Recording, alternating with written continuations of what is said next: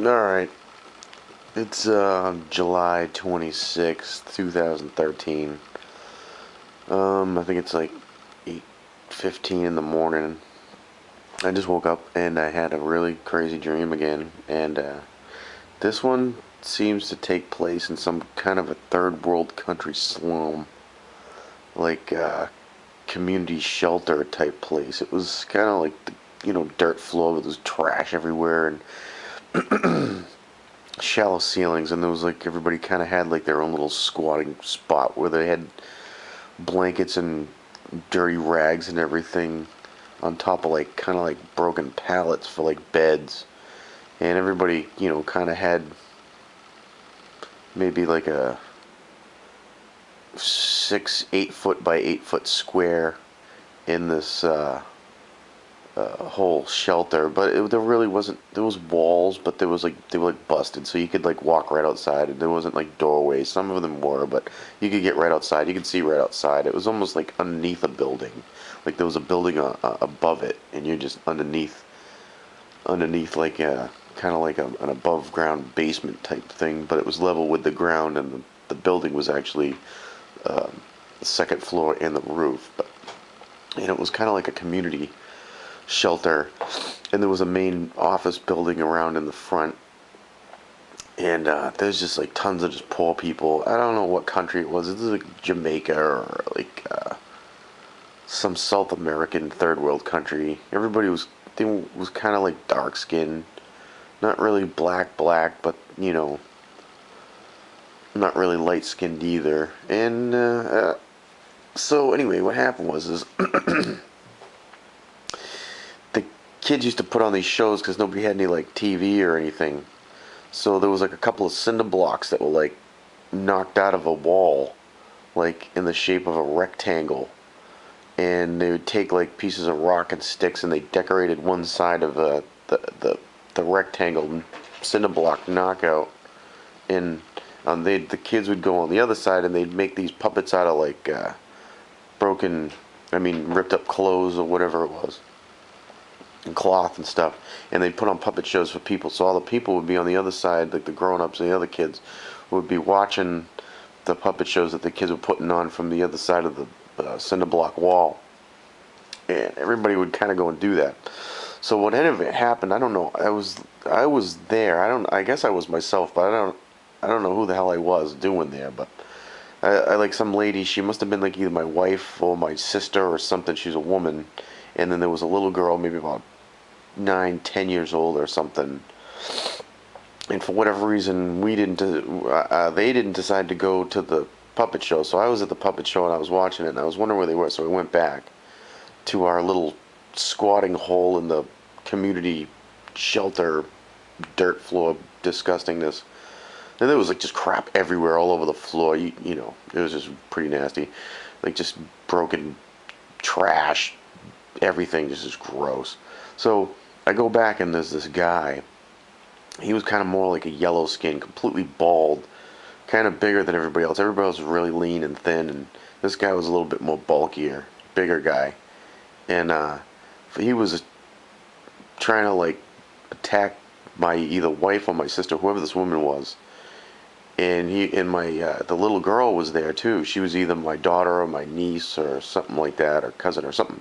And so he was trying to manhandle the woman, and so I came up and I was like, "Hey, what are you doing?" And he had all these like blue tattoos on him. He didn't have a shirt on, and he was wearing like pants, and he had all these like, not a lot of them, but he had like these blue tattoos on him with like foreign writing and symbols and stuff, and just random things. You just you know evil dude kind of thing. I think he must have worked for he was like a guard or a server or something to do with the people that ran the shelter.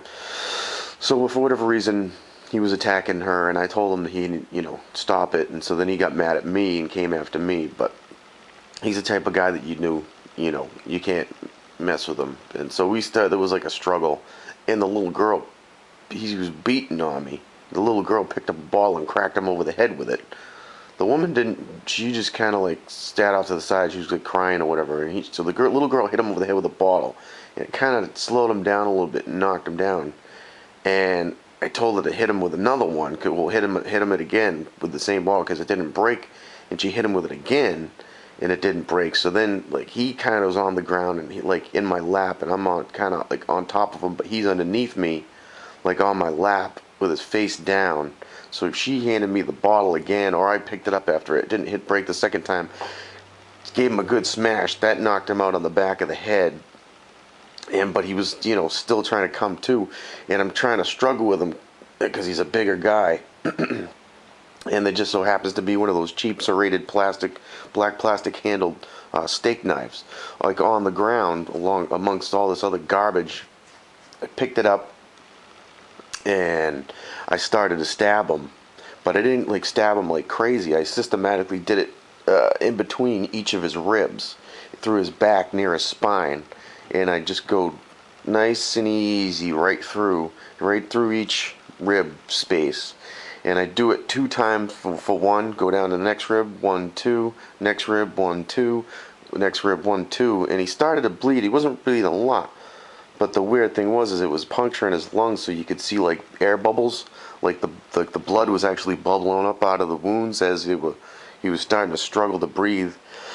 So I did that for about 5 ribs on one side of the spine, and then I did it for like the same amount on the other side of the spine, and just kind of held him down. And the other woman, she had been gathering up some blankets to cover him up, because if anybody saw it happen, then they would have reported that we killed him, and then it wouldn't have been a very good thing for us.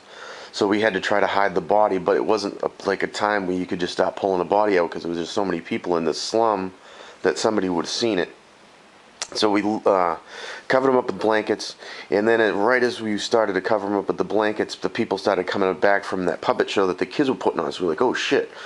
And so we kind of sat there with heaps of blankets over the top of him, and try to hope that nobody would notice, and worry about that when we get to it. And he struggled a couple of times to try to get up, but we just kind of tried to stay sitting on top of him, and so he couldn't move, and he was just too messed up to go anywhere. And I remember one point, like, the arm fell out from underneath one of the blankets because something happened, like one of the pieces of the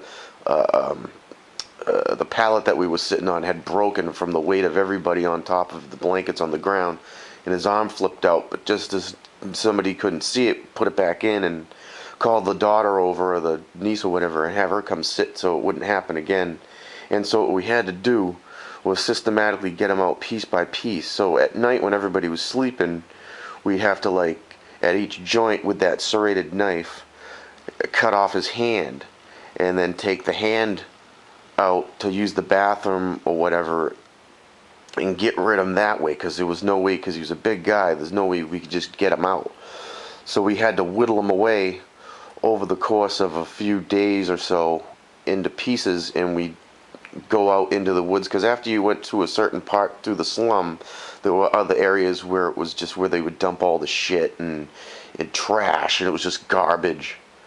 And there was this roof I could climb up that people would be up on for whatever reason, I don't know, but you could go up on that roof, and there was always like smoke coming out of the chimney where they was burning something or cooking or doing whatever at the bottom, I don't know. But if you could take the smaller pieces and drop them down there, and they would get burnt up inside the chimney. And so that's how we had to get rid of the body, was piece by piece without anybody knowing about it. But it seemed like it took forever, because it was over the course of a period of like 3 or 4 days, and we were just worried about getting caught. And a lot of time we were just kind of sitting around, kind of shooting the bit with all the other people, because it probably was maybe 50, 60 people in kind of a small space. Like I said, we probably had maybe a 6-foot, 8-foot space each person, and we were like in the middle, and there was all these other people around it. So it was kind of hard to get away with it. So you'd have to wait till everybody was asleep, and like I said, whittle them away to get rid of them so we wouldn't get found out. I think a couple of people saw it happen and made eye contact with him, but they knew that this dude was a bad dude, so they didn't say nothing to get us in trouble. We didn't talk to him about it, but a couple people did know what happened, but for the most part, nobody missed the guy. And I kind of woke up halfway through whittling away the body. I don't know what would have happened if I stayed asleep. But the last part before I woke up, I was on the top of a roof trying to put some stuff down into that chimney, and I started to slip, and I was holding on to the ridge, and there was a couple other people standing there, and they wouldn't help me. And then for whatever reason, I woke up, and that was it. But it was a pretty macabre, bizarre type story. Just even the setting was just depressing and oddball. I thought it would probably be a pretty crappy situation. But the odd part was just systematically getting rid of the guy by going through in between each rib cage with that serrated black handled cheap kitchen knife, nice and slow, so it would go right through the cartilage without wasting too much energy or having my hand slip and go into the blade myself and hurt myself to get rid of this guy, and then sitting on top of him with the blankets while all the other people are around waiting for the guy to die so we could get rid of him so we wouldn't get in trouble or ever have to deal with this guy again. And that was a pretty crazy situation. But that's pretty much about it. So, yeah.